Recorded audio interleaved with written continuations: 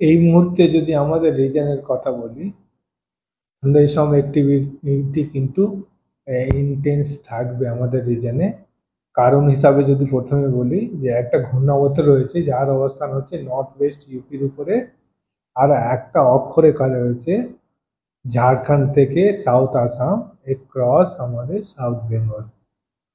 ফলে চান্সেস রয়েছে যে থান্ডারস্টর্ম অ্যাক্টিভিটি অনেকটাই হবে সাউথ বেঙ্গলে 19, 20, 21, 22 তারিখ থেকে কিন্তু সাউথ বেঙ্গলে থান্ডারস্টর্ম অ্যাক্টিভিটি কমে যাবে। তবে নর্থ বেঙ্গলে আগামী 5 দিন 19 থেকে 23 তারিখ পর্যন্ত চান্সেস রয়েছে কি থান্ডারস্টর্ম অ্যাক্টিভিটি হবে।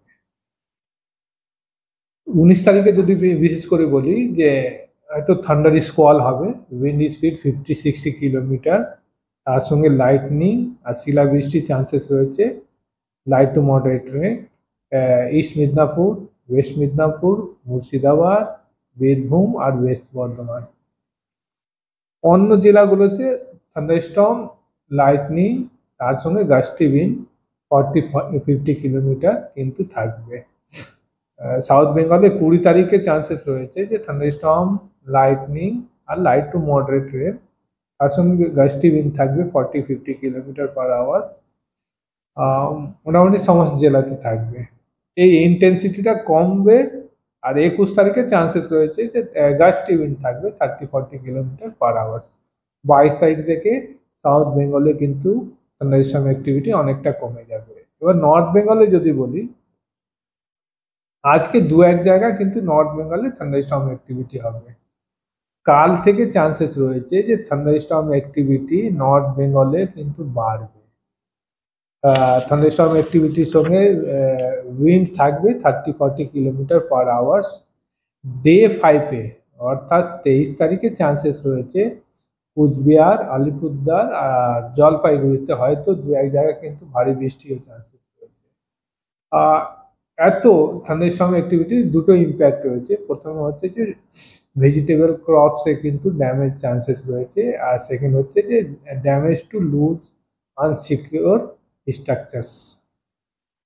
যদি অ্যাডভাইস বলা যায়, একটাই অ্যাডভাইস যে থান্ডারস্টর্ম অ্যাক্টিভিটি যখন হবে, লাইটনিং হবে, তখন ওপেন এরিয়াতে যেন লোকজন না থাকে, যে কোনো গাছের নিচে কিন্তু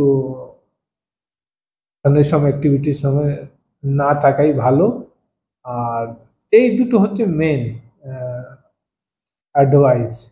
রেস্ট হচ্ছে যে এইগুলো থান্ডারস্টর্মের ফ্রিকোয়েন্সিটা খুব কম, ধরেন সারাদিনে হয়তো আধ ঘন্টা 1 ঘন্টা হবে। রেস্ট টাইমে কিন্তু ওয়েদার মোটামুটি রেন বা থান্ডারস্টর্ম অ্যাক্টিভিটি হবে না।